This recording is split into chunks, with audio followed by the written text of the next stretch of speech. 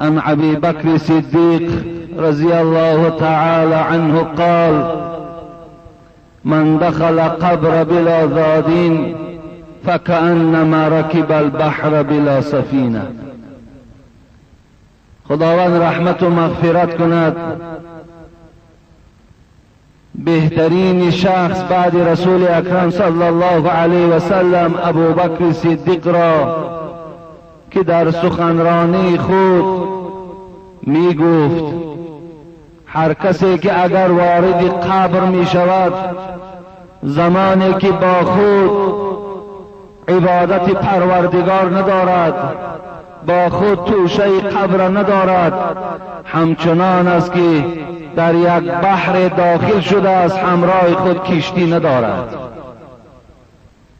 این سخن خیلی پرقیمت حضرت ابوبکر صدیق است، زیرا که حضرت می دانستند از زبان استاد خود، معلم خود، از زبان خسر خود، رهبر مسلمان ها محمد صلی الله علیه و سلم شنیده بود که القبر روضة من ریاض الجنه او حفرة من حفر النار.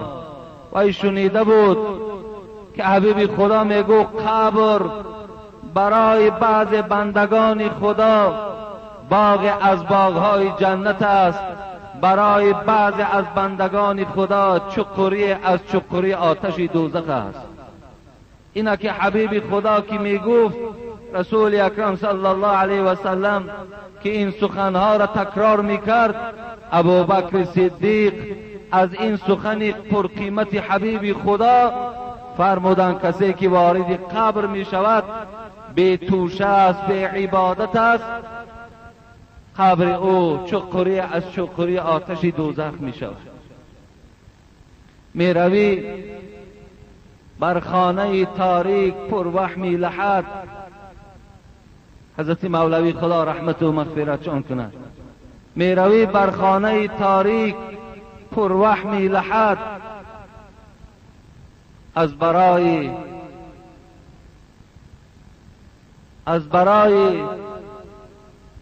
اینجا فرصت است. از این خاطر به سوی پروردگار دعا میکنیم که خدای مهربان پیش از آنی که جان ما را قبض میکند، پیش از آنی که ما را وارد خانه آخرت میگرداند، خداوند برای ما چنان توفیق و هدایت نصیب گرداند که ما همراه خود توشه داشته باشیم. خداوند از قبرهای ما همه فتنه های قبر بیرون گرداند و قبرهای ما را خدایا بر روضه از روضه های جنت مبدل بگردانی. خدایا خاتمه کار همه ما بندگانت را به خیر بگردان. خدایا در دل ما بندگانت محبت ذات خودت را، محبت حبیبت را، محبت این یار اول حبیبت ابوبکر صدیق را خدایا جایگیر بگردانی. خدایا آن آرزوها و آن هوسها و آن مرامهایی که در دل این بندگان توست خدایا برآورده بگردانی. خدایا این جمهوری ما را آباد و زیبا بگردانی. خدایا رهبر دولتم که برای بهبودی این سرزمین سعی و کوشش ها میکند، خدای ایشان هم در حفظ امانت نگه داری. آمین یا رب العالمین. ان عمرو ابن العاص رضی الله عنه بعثه على جيش ذات السلاسل فأتيته فقلت يا رسول الله. حضرت عمرو ابن العاص میگوید بار پیغمبر خدا در یک لشکر اسلامی ها مرا سرلشکر انتخاب کرد. حضرت ابوبکر و حضرت عمر، حضرت عثمان و علی این همچون یک عسکران عادی آن لشکر بودند، لیکن حضرت عمرو ابن العاص میگوید من سرلشکر بودم و نزد حبیب خدا آمدم. فکر کردم که مادامی که مرا که سرلشکر انتخاب کرده است از ابوبکر و عمر و عثمان و علی دیدم مرا دوست می‌دارد. لیکن وقتی که نزد حبیب خدا آمدم گفتم یا رسول الله، ای حبیب خدا، ای فرستاده پروردگار، ای الناس احب الیک، کدام مردم به سوی تو محبوب تر است؟ این مردمی که در پیش نظر تو میتابند که عدد اینها خیلی بیشمار است، کدام اینها را دوست می‌داری؟ رسول اکرم صلی الله علیه و سلم در جواب این سرلشکر چی گفتند؟ عایشه. در بین این مردم گفت محبوب ترین این مردم به سوی من گفت حضرت عایشه صدیقه است. حضرت عمرو ابن العاص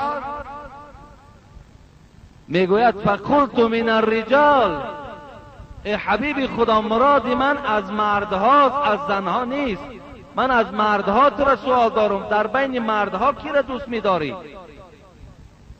حبیب خدا گفتن ابوها، پدر عایشه را دوست می‌دارم. در بین همه مردهای امتم محبوب ترین شخص به سوی من ابوبکر صدیق است گفتن. حضرت عمرو ابن العاص میگوید فکر کردم که بعد ابوبکر سوالش کنم، شاید که میگوید تو را دوست می‌دارم. بعد از آن پرسیدم ثم من، بعد از ابوبکر کی را دوست می‌داری؟ قال عمر ابن الخطاب، گفت عمر ابن الخطاب دوست می‌دارم. فعد رجالا، میگوید همچنان پیوست گفتن گرفت حضرت ابوبکر دوست می‌دارم، عمر دوست می‌دارم، عثمان دوست می‌دارم، علی را دوست می‌دارم. از این خاطر بود که حبیب خدا دعا کردند خدا رحمت کند صاحب تفسیر قرطبی را در جلد 20 این در صفحه 89 حدیث میارد، از حضرت علی میارد.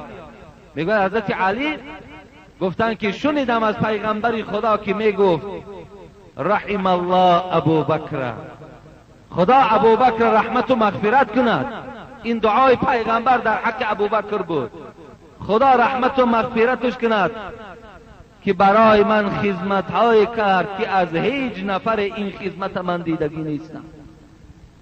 اول اینکه دختری باکیره خدا در نکاح من در آورد و حملنی الى دار الحجره و اعتق بلالا من مالی. خدا رحمت کند ابوبکر بعد از آن که دخترش در نکاح من در آورد، بعد از این حضرت بلال موحد خدمتگاری در راه اسلام از مال خودش از غلامی آزاد کرد. باز گفت پیغمبر خدا خدا رحمت کند ابوبکر که در هجرتی که من از مکه به سوی مدینه کردم برای من بسیار کمک کردند، در هجرت بسیار همسفری خوب بودند، همیشه از من محافظت میکردند. چگونه ای که جمعه پیشین باب هجرت بود، زمانی که دایره حبیب خدا در مکه مکرمه روز به روز تنگ شد، وقتی که مسلمان ها دیگر ناچار ضرورت پیش آمد با فرمان حبیب خدا که دیگر مکه مکرمه را ترک ساختند، در مکه یک چند مسلمان انگشت شمار باقی ماند که از بین اونها یکی رسول اکرم و دیگر ابوبکر بود. چگونه ای که جمعه پیشین برای شما خبر دادم، مشرکان عرب، دشمنان اسلام، دشمنان رسول اکرم وقتی دیدن که مسلمان ها روز به روز از مکه برآمده رفته ایستادند، خانه و زن و فرزند ترک کرده ایستادند، این هجرت کردن برادرای عزیز و گرامی این کاری سهل نیست. این خانه و این اسباب و انجام و زن و فرزند اینجا گذاشتن و دیگر ملک اختیار کردن والله که کاری هر کس نیست. قصه اگر ام سلمه را من برای شما بیان کنم، حضرت میگوید وقتی که من خواستم که سفر کنم به سوی مدینه، پشتیبانی از رسول اکرم پیش راهی مرا میگوید مشرکان گرفتن. کجا میروی؟ گفتم هجرت میکنم، مدینه میروم. مادام ما را نمیگذارید که نماز خوانیم، مسجد گشاده کنیم، عبادت خدا را که کنیم، پس برای ما دروازه های مدینه گشاده است، برادرای ما را منتظرند. گفتند ام سلمه می روی مرحمت رفتن بگیر، لیکن این زن و فرزندت از آن ماست. زن و فرزند من میگه از دستم گرفتن، 1 سال در فراق اینها در مدینه سوختم، لیکن زن و فرزند گذاشتم رفتم. حضرت صهیب رومی میگوید وقتی که من از مکه که هجرت میکردم، پیش راه من را گرفتن، گفتن تو از روم آمدی، زمانی آمدی تو 20 درهم نداشتی که زندگی کنی، امروز صاحب دولت و سهولت شدی، دولت و سهولت همه تا گذار، خودت رو هر جایی که رفتن میگیری. اینگونه مشقت ها بالای صحابه های پیغمبر خدا در زمان هجرت آمده بود. خلاص مشرکان عرب دیدن که مردم سفر دارد، از آینده ترسیدند. گفتن اینا روز به روز رفته ایستادند، اونجا یک قوه بزرگ می شود، روز هجوم به مکه می کند و این دولت و سهولت و این خانه و در از ما و شما را می گیرند. برای این پیشگیری کردند در کار. در حال جلسه آراستند، مجلس کردند، با سرداری ابو جهل نقشه کشیدند. هر کس به خود پیشنهاد کرده بود که من جمعه پیشین برای شما گفته بودم، لیکن پیشنهاد ابو جهل در این مجلس گذشت. پیشنهاد چی بود؟ از هر قبیله عرب 1 نفری را نزد دروازه پیغمبر خدا میگذاریم، در دست اونا شمشیر میدهیم، زمانی که این پیغمبر از خانهش بیرون میشود، 1 باره این 11 شمشیر در شکم او زده میشود. پس حبیب خدا یک قوم بنی هاشم است، قوت اینا به این 11 قبیله عرب نمیرسد، ما خونبه هاش میدهیم، با همین آرام میشویم. نقشه را کشیدند، همگیش خرسندی دیگر حد کنار نداشت که این شخص کشته می شود. تمام دیگر در مکه هیچ آوازه و هیچ تشویش دیگر نمی شود. چی می دانند که در زمین اینها نقشه کشیده ایستادند، در آسمان پروردگار نقشه نجات رسول اکرم کشیده ایستاده است.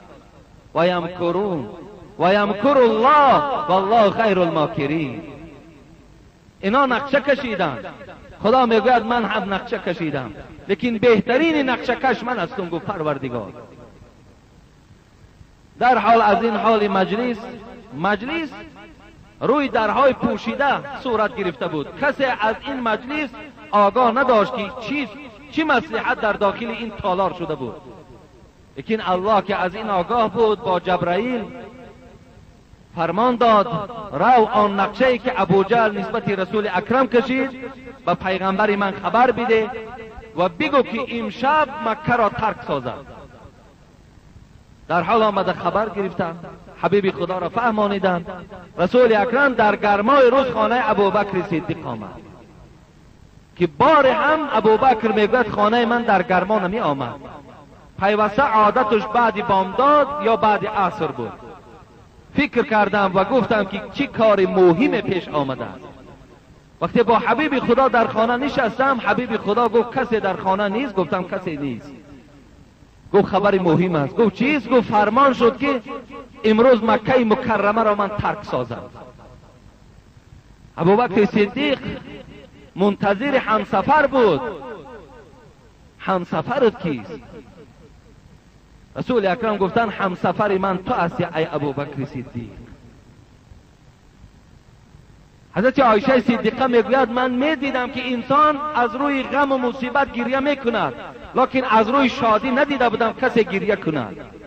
لیکن ابوبکر پدرم را وقتی که همسفر خود اعلام کرد، از شادی حضرت گریه میکرد که من همسفر پیغمبر خدا هستم.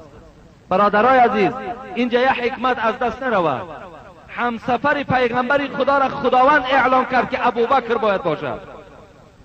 خدا اعلام کرد که همسفر تو باید ابوبکر صدیق باشد، زیرا که ابوبکر خداوند میدانست که وی شایسته بود، وی لایق ترین شخص بود وای امین ترین شخص بود، وای اخلاص ترین شخص به سوی پیغمبر بود.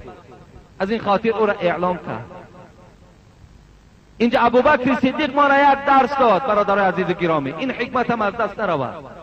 ببین از جان و از مالش گذشت، اشک شادی میریزاند برای دیدار پروردگارش. میدانست که این سفر سفری پرخطر است، این سفر سفری آسان نبود، این سفر سفر استراحتی نبود، این سفر سفری بود که در راه با دشمنان روبرو میشد.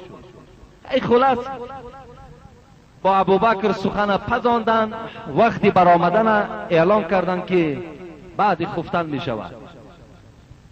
آمدن نزد مخلص دیگری خود حضرت علی رضی الله عنه. علی را دعوت کردن، با او اعلام کردن که امشب من هجرت میکنم، تو دو وظیفه داری. وظیفه اولت این است در جایگاه من امشب تو خواب میکنی. دوم وظیفه که داری آن مالی که این مردم در پیش من امانت گذاشته بودند، سحر که روز شد امانت به صاحبهاش میگردانی. پیغمبر خدا را اینقدر بد میدیدن به خاطر که امانت گذار بود، در امانت مردم خیانت نداشت، امانت چنان در پیش وی میگذاشتند. از وقتش رسول اکرم لقب امینی داشت، امانت نگه دارنده بود. ولی امروز امتاش امانت خیانت میکنند. امروز امتاش دروغگوان، دزدن، حسد میبرند، کینه میبرند. همه عملهای زیش در امتای پیغمبر خدا هست. گفت دویم وظیفه دار علی این است که سحر امانت هایی که در پیش من مردم گذاشته بودند اونا را به صاحباش تقسیم میکنی.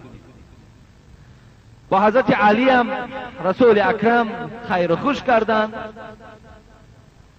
و حضرت علی را در همون چادری سبزی که میخوابیدن پیچانید و در جایگاه خوابی خود گذاشت.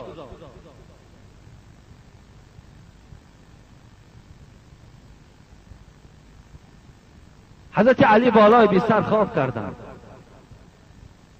رسول اکرم از داخل خانه برآمدند، یک مشت خاک در دستشان و جعلنا من بین ایدیهم سدا و من خلفهم سدا فاغشیناهم فهم لا یبصرون. این آیت قرآن از آیت 9 سوره یاسین خواندند.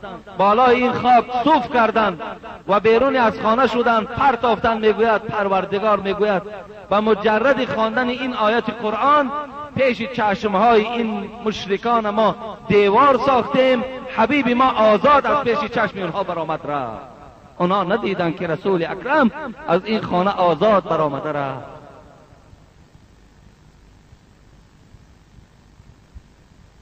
وقتی رسول اکرم گذشته رفتن،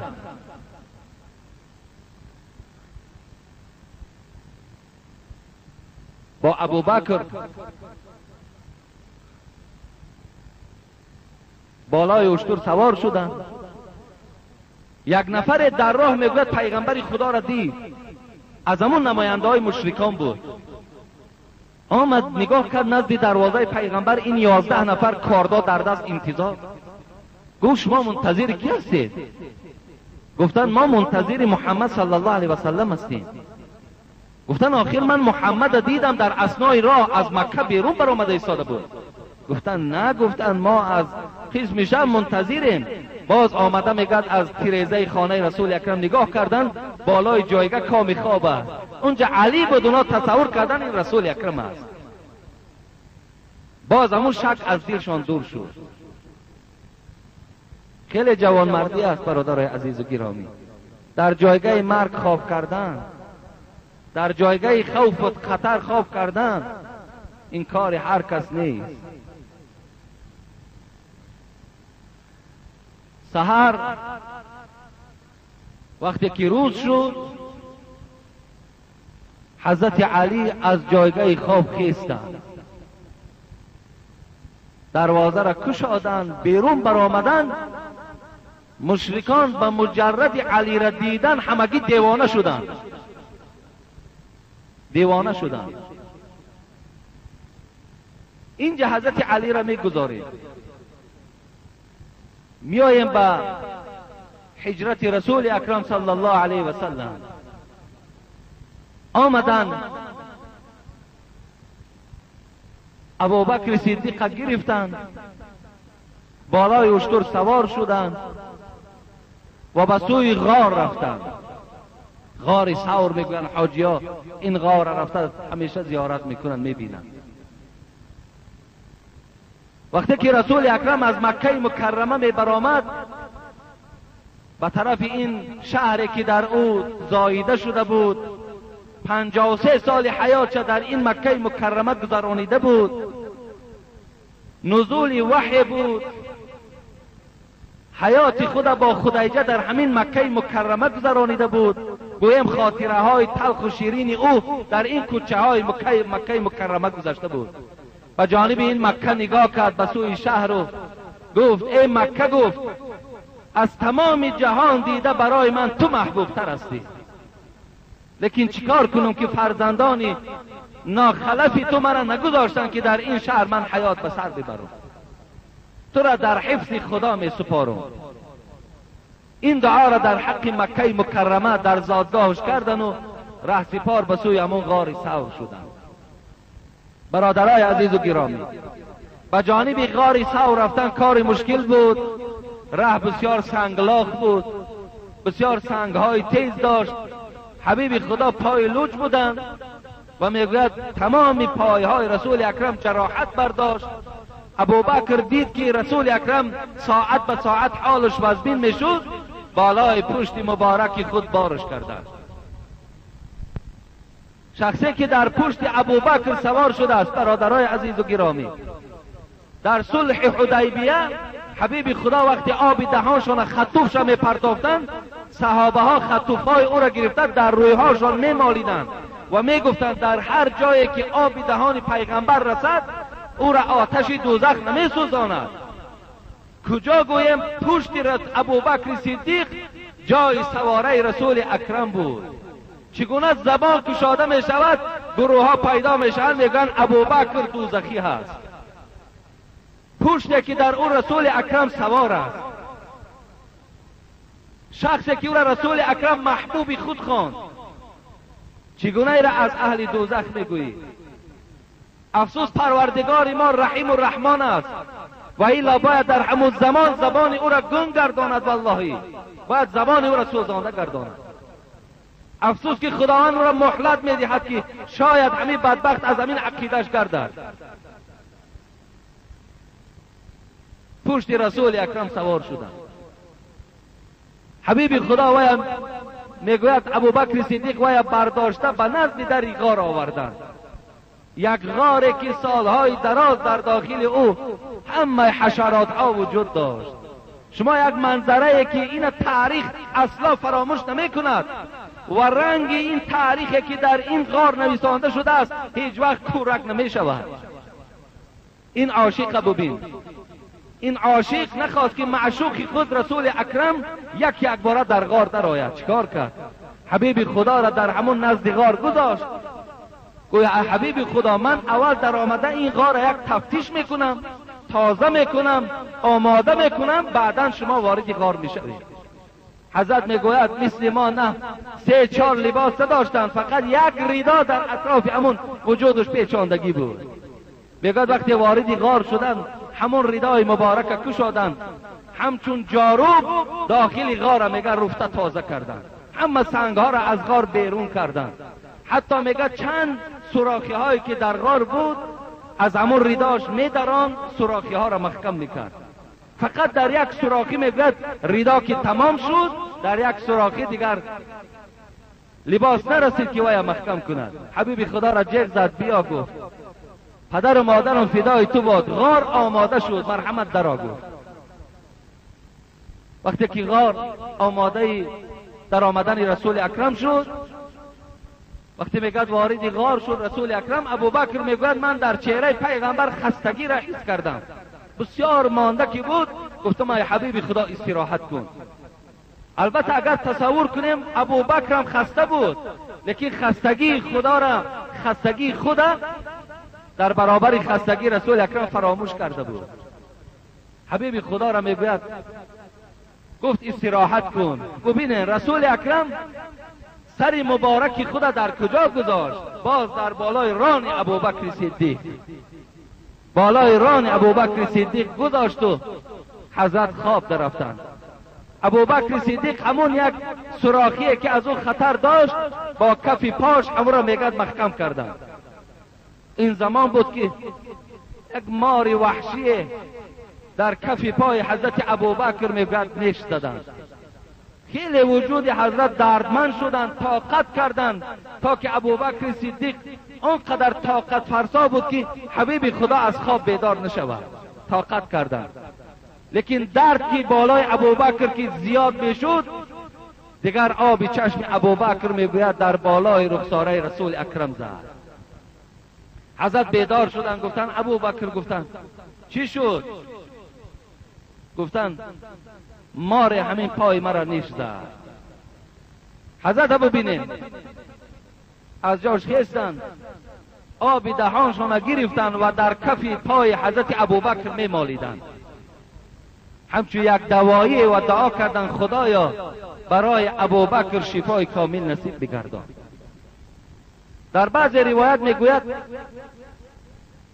این مار به سخن آمد، به سخن آمد این مار، گفت ای حبیب خدا، قسم به خدایی که مرا آفریده است، من حق نداشتم که این یار تو را بگزم، لیکن این سوراخی هایی که میبینی همه اینا من سوراخ کرده بودم.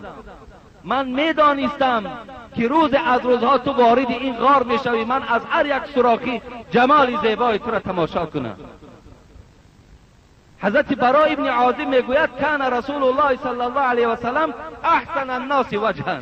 حضرت برای ابن عازب در حدیث بخاری میگذارد بهترین حسن و جمال در چهره پیغمبر خدا بود.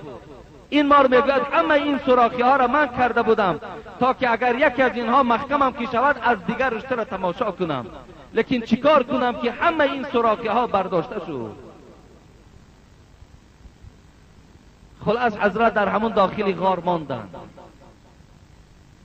شب آنجا روز کردند. میایم به نزد حضرت علی که سحر از خواب بیدار شد. وقتی حضرت علی بیدار شدند با این مشرکا که روبرو شدند، مشرکا پرسیدند محمد کجا؟ حضرت علی از علی سر میرفت لیکن سیر نمیرفت. همه را میدانستند، لیکن وای هیچ وقت مسلمان نمیفروخت.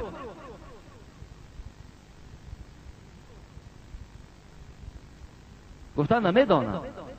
نمیدانی؟ نمیدانم. کلتک های داشتن، زده میگوید به خانه کعبه آوردن که ابو جهل همراه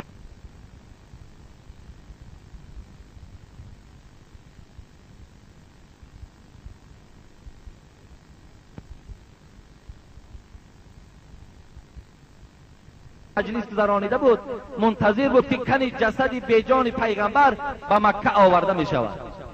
نگاه کردن که علی دستهاش بسته و به خانه کعبه آورده شده ایستاده. گفتن چی شد؟ محمد کجاست؟ گفتن نمیدانیم. سحر روز شد از جاگه پیغمبر دامادش علی خیست. پرسان کردن جواب نیست. ابو جهل که بسیار آدم درشت سخن بود، بسیار قهر که داشت، دوام به سوی خانه ابوبکر آمد. دختر ابوبکر در خانهش بود، اسماء بود. وقتی آمدن فریاد زد ابوبکر. از داخل حضرت اسماء بیرون آمدن، گفتن لبیک. پدرت کجاست؟ گفت نمیدانم. نمیدانی؟ گفت نمیدانم. ابو جهل که میگوید بسیار تنومند بود، اسماء میگوید چنان یک ضربه سخت در پیشی برم زد که قسم به خدا گوشوارهام از گوشم پرید. به خاطر که تو سیری پدرت میپوشانی، به خاطر تو نمیگوی که ابوبکر در کجاست. خلاص در حال ابو جهل امر کرد تمام سرحدها بسته شود. هر یک راهی که به سوی مدینه می رود همه راه ها را بندید. راه ها بسته شده. چی می دانند که راهی که خدا می کشد او راه دائم گشاده است.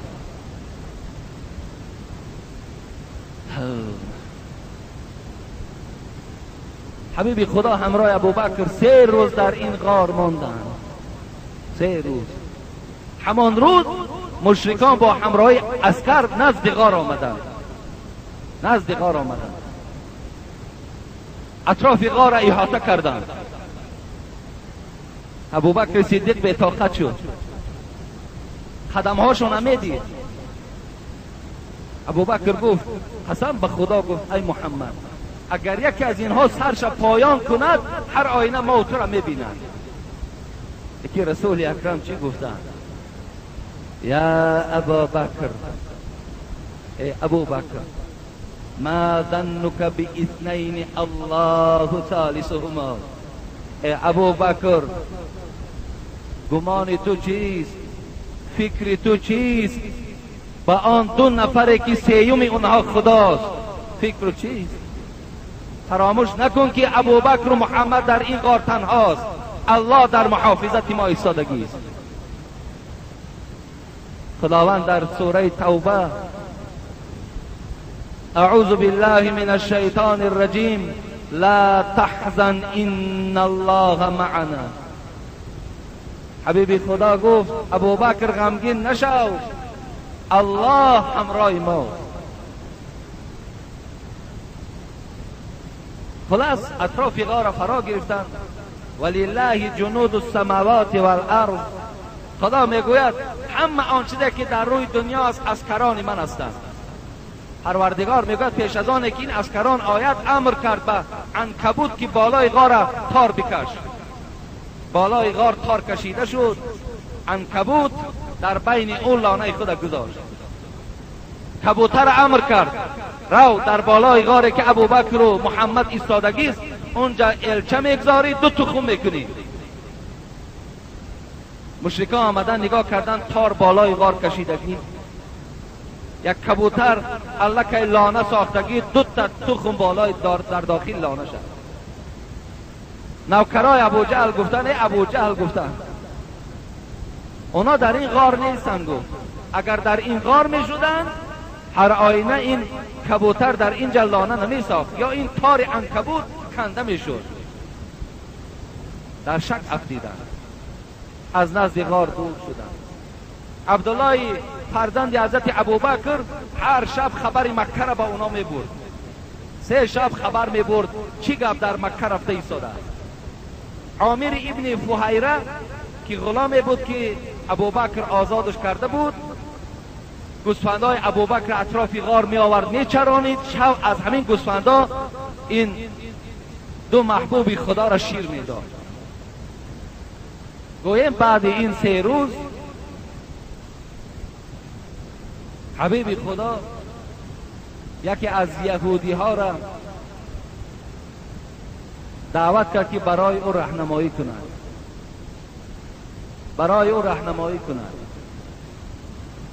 اونها را تا مدینه برده رساند. خلاص اینها را گرفتند و صحت و سلامت به مدینه منوره برده رسانیدند. این هم یک لحظه هست که تمام احادیث های صحیح در باب این غار، در قصه این غار وجود دارد. این هم از فضیلت حضرت ابوبکر صدیق برای ما و شما حکایت. برادرای عزیز و گرامی، از این هجرت پیغمبر خدا ما باید درس گیریم. این درس است برای ما. گذشتن از مال و فرزند. حضرت علی برای چی در جایگاه خواب کردند و برای ما چی درس دادن؟ گفتن کسی که یقینا از خدا میترسد او را خدا محافظت میکند. خداوند در سوره طلاق، در چندین جای سوره طلاق، و من یتق الله یجعل له مخرجا، کسی از من میترسد از همه مشکلات خلاصش میکنم. و من یتوکل علی الله فهو حسبه، کسی بر من توکل میکند من وی بسنده هستم. و من یتق الله یجعل له من امره یسرا، خدا میگه کسی که از من میترسد همه کارهاش آسان میگردانم. و من یتق الله یکفر عنه سیئاته و یعظم له اجرا، خدا میگه کسی از من میترسد همه گناهاش نابود میکنه و برای بهترین پاداش نصیب میگردانم. سوره توبه انما یعمر مساجد الله من آمن بالله والیوم الاخر و اقام الصلاة و آتى الزکات ولم یخش الا الله فعسى اولئک ان یکونوا من المهتدین. خدا میگوید مسجدها را کسانی آباد میکنند که ایمانی به خدا دارند، ایمان به روز قیامت دارند، کسانی هستند که نماز میخوانند، زکات میدهند، در برابر این فقط از خدا میترسند. کسی از خدا میترسد اون نجات مییابد. خدا میگوید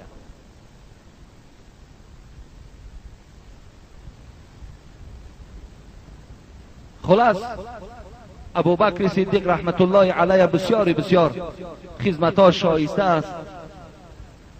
سوال‌هایی که پیش من است خیلی ضرورت دارند برای جوابش که من جمعه گذشته برای شما بیان کردم و جمعه آینده خدا خواسته باشد من در باب تهمت حضرت عایشه صدیقه که اینم گویم یک غم و یک دقت برای حضرت ابوبکر خواستن دشمنا بیارن که ابوبکر صدیقه خواستن غمگین کنن، خواستن شرمنده در پیش خسورش کنن. حضرت عایشه صدیقه را تهمت به زنا کردند. چگونه حضرت عایشه را تهمت به زنا کردند، چگونه حضرت عایشه نجات یافت از این، جمعه آینده من برای شما از قصه حضرت عایشه هم بیان میکنم و امروز باشد همین چند سوالی که از من جواب اینا را گویم. السلام علیکم بابای حاجی، در حق برادر من علی شیر یک دعای شفا کنید. التماس خداوند شما را نگهبان باشه. یک برادر من علی شیر بیمار هستند، خدای مهربان این برادر ما علی شیر شفای کامل و شفای عاجل خدا نصیب گردان. السلام علیکم برادر شیرین گفتار ستاره دین اسلام حاجی مرزا. من مادر 4 دختر می باشم و پسر ندارم، ولی دخترهای خود را بر روزه نماز قرآن خوان کردم و از شما دادر عزیز خواهش میکنم که در حق من و دخترهایم دعای نیک کنید. من هم از درگاه خدا طلب آن را دارم که دائما تن شما صحت و زبان شیرین شما، لفظ خوب شما برای ما مادرها دعاگوی باشد و این مبلغ ناچیز را اگر برای آبادی این خانه خدا قبول دارید ما خرسند میشویم. با سلام اپای شما، اپای زیبا. دیروز ما با این مادرم همینجا ملاقات داشتیم. بسیار زنی با عفت، بسیار زنی خداتر، صاحب 4 دختر، تربیه کننده این دخترها و یک مبلغ هم آوردن برای آبادی مسجد صرف کنید از پول مهنت همون حلال دخترهاشون.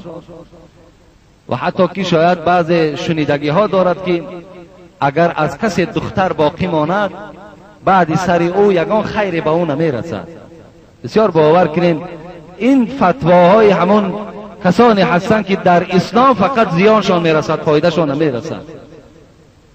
حبیب خدا من عال جاریتین حتی تبلغا جاء یوم القیامت انا و هو کهاتین. کسی که اگر 1 دختر، 2 دختر، 3 دختر، 4 دختر شد تربیه میکند،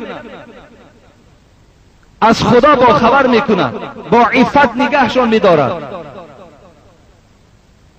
حبیب خدا گفت این گونه مادر روز قیامت پیشا دنکال همراه من جنت میرود. از یک خیل بچه بی ناموس، از یک خیل بچه گویم که بی ترتیب، بعضی هم دخترای با ناموس خیلی بهتره. بسیاری پدرها را دیدیم از فرزندای همون نرینه شان بیزار شیدگی هستند. این تحقیر است. زن در اسلام بسیار مرتبه بلند دارد. تا دوره رسول اکرم زن قدر نداشت. این قرآن هم گواهی میدهد و اذا الموعودة سئلت بأی ذنب قتلت. روز قیامت خدا میگه من آن دخترهایی را که عربها زنده به زنده گرانیده بودند آنها را جان میدهم، از کشتل پدرهاشان میدانند برای چی ما را زنده به زنده در قبر جای کردی. در دورهای پیش از اسلامی دختر تولد شدن این بیعاری و بیشرفی برای همون خاندان بود، لیکن اسلام که آمد خداوند هن لباس لکم و انتم لباس لهن گفت. این زنها لباسی شما هستند، شما لباسی زنها هستید.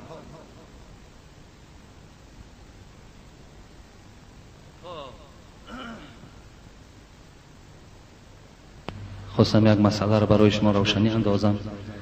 اینجا 2 برادر از من سوال کردن. هر 2 برادرها از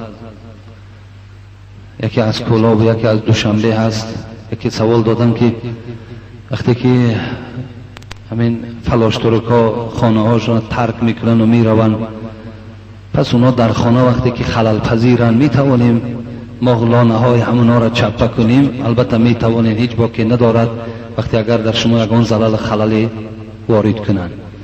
پس این کوتاه مختصر برای شما. و دویم یک برادر تبلیغی داریم، بیچاره یک ماه و نیم ماه قشلاق به قشلاق و خانه به خانه سیل میکنن، فقط به گوش مردم سخن خدا و پیغمبر میرسانند. باری میگوید به یک برادر روبرو شدم، من در اطراف همین قرائت قبر بالای قبر سخنرانی کردم، یک مجلس کلان. یک برادر سلفی میگوید همونجا مرا تحقیر کرد و نگذاشت که ما همین سخن گوییم که قرائت بالای قبر فلان فلان است. التماس حاجی امینا را شنوانین. آخر که مثال ماهاش قطعی مثال دعوت میکنیم، دیگر میکنیم، پیش راه ما را میگیرن. از این خاطر من همین حدیثی گفتم ولا یحقروه، مسلمان همین است که یک برادر مسلمانش تحقیر نمیکند. هیچ وقت ما باید یکدیگر را تحقیر نسازیم. برادرای عزیز، وقتی میگه من دلیل میگه دلیلات ضعیف است، میلش بیاید یک نظر کنید. مثال با عمدة القاری شرح صحیح بخاری محمود ابن عینی، خدا رحمت و مغفرتش کند، عادی نیست. اگر وای تاریخ حیات این کس داند، وقتی من سخن از نام محمود ابن عینی میگویم، وای شاید که مثال گوید بسیار آدمی بزرگ بود، در اصل وای محدث بود، وای شیخ الاسلام بود. وای در زیر حدیثی که در بخاری و در مسلم روایت می شود که پیغمبر خدا و پیش یک قبر گذشت، چی گفت؟ گفت صاحب این قبر، گفت صاحب این قبرها گفت در عذابند، صاحب دو قبر. وقتی که پرسان کردن چرا پیغمبر خدا، چی سبب بود که اینا در عذابند؟ گفت یکی از این سخنچین بود، دیگرش پیشابش قاق نمیکرد. لیکن حبیب خدا میگه یک نوده خرمای تر شکست بالای دو قبر، میگه خلان. گفت تا زمانی که اینا تر هستند تسبیح برای مرده میگویند. این سبکی برای قبر است. خدا رحمت کند محمود ابن عینی شرح صحیح بخاری عمدة القاری در زیر همین حدیث استنباط کردند که مادامی که یک نوده درخت که سبکی برای قبر باشد، پس قرائت قرآن افضل و بهتر است که در بالای قبر خوانده شود. این سخنی محمد ابن عینی است، این سخنی ضعیف از من نیست که ضعیفش گویی، از یک نفر دیگر نیست که ضعیفش گویی. او امام خطابی را خدا رحمت کند میگه مستحب است بالای قبر خواندن قرآن. خدا رحمت کند بیهقی را میگوید که حضرت عبدالله ابن عمر گفتن که من از پیغمبر خدا شنیدم که بالای سر مرده اولی بقره، پایان پارش آخری سوره بقره را خوانید. او سخنان همین دوستای خدا در کتابا، اگرچند که بله یاسین خواندن، تبارک خواندن حدیثی ضعیف است، لیکن این سخنان اینا حضرت ها گفتن مستحب است، نیک است که بالای قبرها همین خوانده شد. همین باعث جنگ است، همین باعث کشماکش است. و من نمیگم برادر سلفی کسی هست که گویم که ویم مثال در برابر یک برادر تبلیغ میایستد، تبلیغ میکنه، دعوت میکنه، و چه در پیش راه مثال یک برادر میایستی و اینش ضعیف، اونش ضعیف، اینش بدعت. اگر بدعت گوینم میکروفون ما بدعت است، اینم بدعت است، ما در دستم گرفتم بدعت است. دویم اذان از قاری دادم بدعت است، در دوره رسول اکرم دویم اذان نبود. موعظه پیش از جمعه کردم بدعت است، لیکن من برای شما موعظه دارم، نیست در دوره پیغمبر نبود. برای این برادرای عزیز و گرامی بیایید این چیزای بحث و مناظره ما و شما نیست. من میدانم این شخصی میگوید که بیچاره باز میگردم میگویم که همون برشور میخواند، همون میگوید. این آدم به فهمش نمیگوید. یک دیگر در اختلاف نه اندازه، یک دیگر تون دوست دارین، یک دیگر تون احترام کنین، به قدر یک دیگر تون رسید. اسلام روز به روز قوی کنین. در اسلام یاردمچی باشیم، دشمن نباشیم. خدا همه شما را در حفظ امانش نگه دارد. بگذار قرآن خواندن گیرم بالای قبر.